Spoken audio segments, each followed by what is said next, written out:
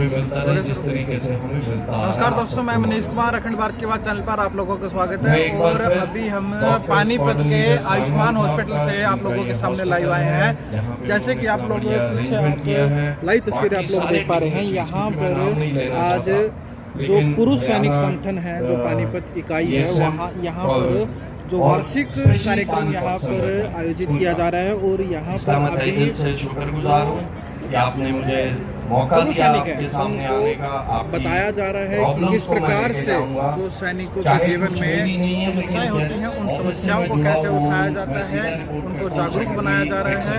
और साथ ही साथ जो संगठन की जो नीतियां हैं, उनके बारे में बताया जा रहा है कि आगे आने वाले समय में किस प्रकार से जो रूपरेखा निर्धारित की जाएगी। हमने काफी इनिशिएटिव हरियाणा में लिए हैं। मेरे ब्रिगेडियर भारद्वाज, हमारे 5 ऑफिसेज हैं पुराने कमांड्स के साथ जुड़े हुए। तो हमारे ऑफिसेज में वो ब्रिगेडियर रैंक का ऑफिसर गवर्नमेंट ऑफ इंडिया से पोस्ट हुआ है, इंडियन आर्मी से। तो मैं चाहूंगा कि आप उनके साथ जुड़े, अपनी प्रॉब्लम्स को वहां दें। अगर वो नहीं भी हैं हमारी, हम उनको दूर तक लेके जाएंगे। जैसे मैं कुछ चीजें बताऊंगा आपको कि अभी पिछले हफ्ते ही उनको मैंने रिक्वेस्ट करी और सबको डायरेक्शन दी थी या रिक्वेस्ट करी, तो वो सब गए और उन्होंने ईएसएम और चीफ सेक्रेटरी से मीटिंग करी। तो चीफ सेक्रेटरी हरियाणा के साथ मीटिंग करने के बाद उनको सुझाव दिया कि आप स्टेट में ईएसएम कॉर्पोरेशन बनाइए, जो कि बहुत जरूरी है, जिससे कि कई चीजें आपको एकदम आने लग जाएंगी। क्योंकि कुछ स्कीम्स ईएसएम कॉर्पोरेशन के थ्रू जो मैंने रोल मॉडल देखे उत्तराखंड में, यूपी में बहुत अच्छे चल रहे हैं। तो अगर आप एसोसिएशन में हमारे साथ जुड़ते हैं, हो सकता है यही कल को कॉर्पोरेशन में कन्वर्ट हो जाए चीफ सेक्रेटरी के साथ। एक और चीज जो हम दिल्ली में देख रहे हैं वो है मदर डेयरी स्कीम, जो कि एक्स सर्विसमैन को मिलती है। मैंने इसी तरीके से वीटा और वेरका वालों के लिए कहा। जैसे ही चीफ सेक्रेटरी साहब को बताया गया, आप देखिए कितने हमारी इज्जत रखते हैं ये लोग, आप लोगों को ये चीजें देखनी चाहिए। उन्होंने इमीडिएटली फोन उठाया और सीधा एमडी को रिंग किया है और वर्बली तय हो गया कि 10% वीटा के बूथ एक्स सर्विसमैन को दिए जाएंगे। अभी सिर्फ इसमें कार्रवाई सिर्फ जैसे ही पेपर साइन, मतलब आपको मालूम है हर चीज में जैसे बोर्ड बैठता है, ये बैठता है, जब हो जाएगा तो ये रोल आउट हो जाएगी। तो उसमें जो आपकी जॉब अपॉर्चुनिटीज हैं, जो आपके लिए बिजनेस मॉडल हैं, वो सब आपको मिलते जाएंगे। आप अच्छा करेंगे 10 से वो हो सकता है और ज्यादा ले जाएंगे। मैं और चीज जो देख रहा हूं वो है रिजर्वेशन इन स्टेट गवर्नमेंट जॉब, वो बहुत कम है। अगर आप, मैं अभी डाटा देख रहा था, हरियाणा में कम है। अगर आप हिमाचल और उसमें जाते हैं उत्तराखंड में 15% है, यहाँ पे कम है। उसके लिए भी हम कोशिश कर रहे हैं बढ़ाने की। इसी तरीके से डिफेंस में किसी तरीके से हमारे जो पीएसयूज हैं उसमें सब शामिल हो जाएं। सेंट्रल गवर्नमेंट की हम स्कीम्स बढ़ा दें, सेंट्रल गवर्नमेंट में स्टेट रिजर्वेशन बढ़ा दें। और उसके लिए जो आप लोगों ने एक सुझाव दिया है ट्रेनिंग, वो हमने इस साल से शुरू कर दिया है। पहले क्या होता था, हम ट्रेन कर रहे थे, जिसका हमने ज्यादातर देखा कि फायदा नहीं उठा पा रहे थे हमारे ईएसएम। तो अभी हमने उनको कहा है कि हम ट्रेनिंग करेंगे इस तरीके से, ताकि कि वो जो सेंट्रल और स्टेट गवर्नमेंट की नौकरियां हैं उसके लिए भी वो तैयार हो जाए। तो वो गवर्नमेंट ऑफ इंडिया कर रही है। इसके लिए हम शुक्रगुजार हैं गवर्नमेंट ऑफ इंडिया के, हमारे सेक्रेटरी साहब वगैरह के, जिन्होंने इस चीज को इमीडिएटली मान लिया, क्योंकि हाँ ये एक बहुत इंपॉर्टेंट चीज है।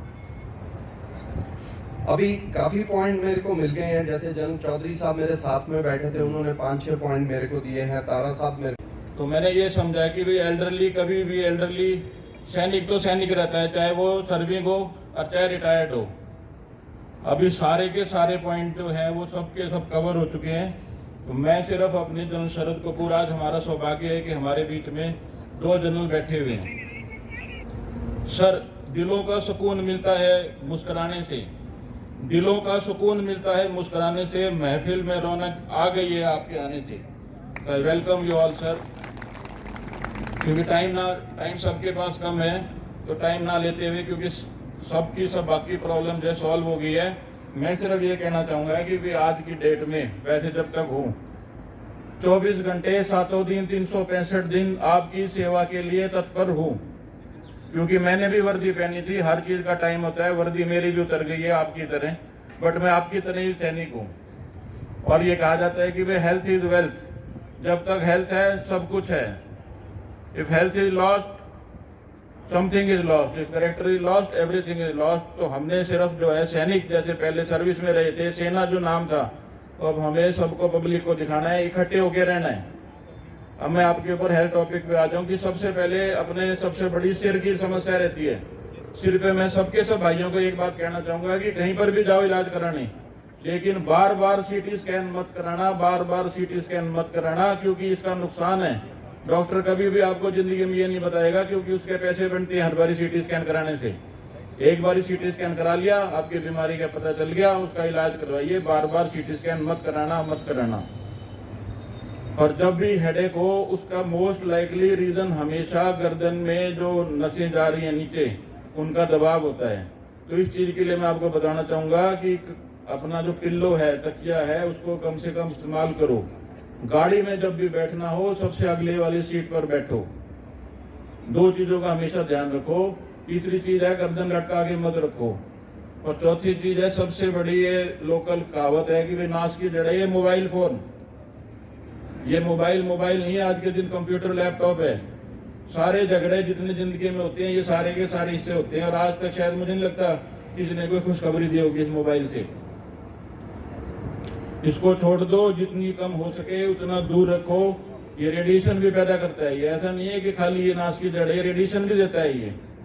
अभी आपका एक बड़ा छोटा सा एग्जांपल देता हूँ। मेरे गांव में टावर लग गया एक बारी, मैं जब सर्विस में था। मैंने उनको मना करा कि इसके नीचे मत सोया करो। वो बोले कि सुकून सा आ रहा है, मजा आ रहा है, हम तो रात को एसी में सोते हैं सारे के सारे।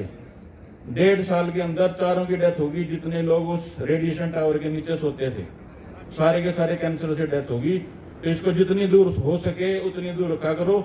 स्पीकर से अटेंड करो इसको, क्योंकि ये दिमाग पे बहुत ज्यादा बोझ डालता है, कान खराब करता है, ये आंखें खराब करता है। ये आने वाले टाइम में सारी की सारी बीमारियां मोबाइल की वजह से, मोबाइल सिंड्रोम आ चुका है, जिसमें हाथों की बीमारी, नसों की बीमारी, दिमाग की बीमारी, आंख की बीमारी, कान की बीमारी, ये सारी की सारी इससे कवर्ड है। अब इसमें और दूसरी है कि अपनी जो सर्वाइकल पेन रहता है, जब आपको हाथों के अंदर सुनपना रहता होगा, तो इससे क्या है, नसें जो है कमजोर हो जाती हैं। तो उसमें सिर्फ एक ही बात कहना चाहूंगा भाई, एक तो तकिया नहीं इस्तेमाल करना, गाड़ियों में सीधे बैठो और गर्दन की वर्जिश करो। कभी भी गर्दन की वर्जिश कोई भी नहीं करता, जैसे एक अपने बुजुर्ग हैं पीछे की तरफ गर्दन करके, तो वो जरूर करके बैठो। दूसरी आ जाती है हमारे, उसके नीचे आ जाते हैं हमारे फेफड़े। सुबह के टाइम पे उठ करके अनुलोम विलोम एवं प्राणायाम जरूर करो, जिससे कि फेफड़े साफ रहें। क्योंकि आजकल सब लोगों को एसी के अंदर रहने की आदत पड़ गई है। कोरोना टाइम में भी हमारा एक अस्पताल था जिसकी सारी खिड़कियां खुली थी, और जो लोग भी अमीर लोगों को छोड़ करके गरीब को और एवं जो अपने सैनिकों को सबसे कम उसमें वो हुआ, नुकसान हुआ, क्योंकि वो सारे के सारे बाहर बैठते थे। जितने भी कीटाणु हैं वो हवा में एवं अपने सूरज से सबकी डेथ हो जाती है। आपने भी देखा होगा कि जब सर्दियों में सारी की सारी रजाइयां जो हैं वो उनको सबको बाहर रखा जाता है। क्यों रखा जाता है बाहर? क्योंकि उससे कीटाणु की डेथ होती है। ये जो सेम जो है अपने शरीर के लिए यही अप्लाई होता है। उसके बाद आ गया हार्ट। इसमें मैं अपने जो डॉक्टर हैं, अभी यहाँ पर तो शायद कोई नहीं बैठा हुआ, बट मैं उनसे मैं निर्भर करता हूँ कि मेरे जो जवान जिन्होंने 15 साल 25 साल 35 साल फौज में नौकरी करी हो और उनको स्टेंट डालना पड़ जाए, ये बहुत गलत बात है। बहुत ही कम लोग होंगे जो इस चीज से सफर करते होंगे, बट क्योंकि आज मैं उल्टा बोलने लग रहा हूँ, क्योंकि इसमें डॉक्टर के पैसे बनते हैं, इसलिए सारे के सारे लोगों के स्टेंट डला हुआ है। और उसके नुकसान क्या है? अस्पताल के तो पैसे बने, आप दवाई के मोहताज हो गए, आप बुढ़े हो गए, बच्चे लेके नहीं जाते इसी ना अस्पताल, उनको सिर्फ उनकी आपकी पेंशन से मतलब है, दवाई पूरी खाते नहीं। सडनली एक दिन पता चलता है कि भाई कोई दिक्कत खड़ी होगी, क्योंकि उस स्टेंट को भी हमेशा दवाई की जरूरत पड़ती है। तो मेरी रिक्वेस्ट सबसे यही है, बार बार मैं ये कहता हूँ, मैं शायद कुछ नहीं और कर सकता, लेकिन आपकी सेहत में जो खराब बातें जो डॉक्टर करने लग रहे हैं आज के देश में, अपने इस पानीपत में, भाई वो मेरे को सिर्फ ईसीजी भेज दो, उससे मैं बता सकता हूँ कि स्टेंट की सच्ची में जरूरत है या नहीं है। क्योंकि सेहत अपनी है, पैसा सरकार दे रही है, बट हम सेहत को क्यों खराब करें सिर्फ एक अस्पताल के पैसे बनाने के चक्कर में। तीसरा आ गया अपनी रीढ़ की हड्डी। सबकी टांगों में दर्द रहती है आज की डेट में, क्योंकि सबको गद्दे बढ़िया वाले चाहिए। तो इस समय मैं सिर्फ एक ही बात कहना चाहूंगा कि जो गद्दे हैं अपने, उनको, पतले गद्दे को या धरती पर सो, इससे कोई भी बीमारी नहीं होगी। दूसरी बात, आप जितने धरती के नजदीक रहोगे उतने आपको बेनिफिट रहेंगे। जितनी बीमारियां हैं सारी की सारी धरती से कम उठती हैं। अगर आप फर्स्ट फ्लोर पे सोते हो तो कृपा करके अपनी धरती पर आ जाओ। सारी चीजें इससे रिलेटेड हैं, हवा, पानी और मिट्टी। जितने इसके नजदीक रहोगे उतनी बीमारियों से कोसों दूर रहोगे। हमेशा मेरे सिर्फ एक ही कहना है, इससे दवाइयां क्यों खा खा के अपना पेट भर रहे हो और खराब करते हो। चौथी आ गई, अपने पेट में शुद्ध शाकाहारी भोजन खाओ। 3 चीजें मैं बताता हूं, अगर ये कम कर दी जिंदगी में तो आपको कोई भी सुख से वंचित नहीं रहने दे सकता। पहला, नमक, तीनों चीज सफेद हैं। दूसरी, चीनी, और तीसरा, मैदा। ना तो जिंदगी में आपकी शुगर होगी, क्योंकि आज की डेट में 12% लोगों को डायबिटीज है। और मेरे को भी खुद को शर्म आती है कि जब शुगर हो जाती है किसी को भी, क्योंकि वो सारी जिंदगी पेंडा नहीं छूटता दवाइयों से। तो आप मेरी ये बात मान लो, आज की डेट में चीनी, नमक और मैदा, 3 चीज छोड़ दो। जब तक जियोगे, जब तक स्वस्थ रहोगे, क्योंकि एक बार बिस्तर पकड़ गए तो इसलिए कोई भी देखभाल करने वाला नहीं होता। ना बीवी आती, ना पिताजी आता, ना बच्चे आते, क्योंकि आप एक मरी हुई लाश हो। तो ऐसा मत करो, जिस दिन तक जियो स्वस्थ रह के जियो। सबसे आखिरी में आ गया अपना घुटना, क्योंकि सबके बुढ़ापे में सबके घुटने कट बोलने लग जाते हैं। ये सबसे सर एक बार नाम और पद बता दीजिए प्लीज। मैं मेजर जनरल अनिल चौधरी हूं। अभी सेवानिवृत्त हुआ हूं तकरीबन 2 साल पहले, आर्मी में 38 साल सेवा करके। 1.5 साल मैंने सेवानिवृत्त होने के बाद समाज सेवी संस्था में 400 बुजुर्गों, 100 अनाथ बच्चे, 10,000 व्यक्तियों को हर रोज खाना खिलाना, 5 एम्बुलेंस भेजना और 12th और ग्रेजुएट बच्चों की स्किल डेवलपमेंट में सेवा की। उसके बाद कर्नल ताराचंद साहब के आमंत्रण पे मैंने पूर्व सैनिक कल्याण संगठन जो हरियाणा में शुरू किया है और राष्ट्रव्यापी जिसको हम आगे करेंगे, उसके अध्यक्ष के रूप में कमान संभाली, तथा अपना जो समाज सेवा का कार्यक्रम था जहाँ पे मैं था, उसकी बजाय अभी पूर्व सैनिक के कल्याण के लिए अपने आप को समर्पित कर दिया है। मुख्य उद्देश्य क्या है सर, इसका क्या मिशन है? पूर्व सैनिक कल्याण संगठन एक टोटली अपॉलिटिकल संस्था है। हमारा मिशन है देश हित, जनहित, समाज हित और सैनिक हित।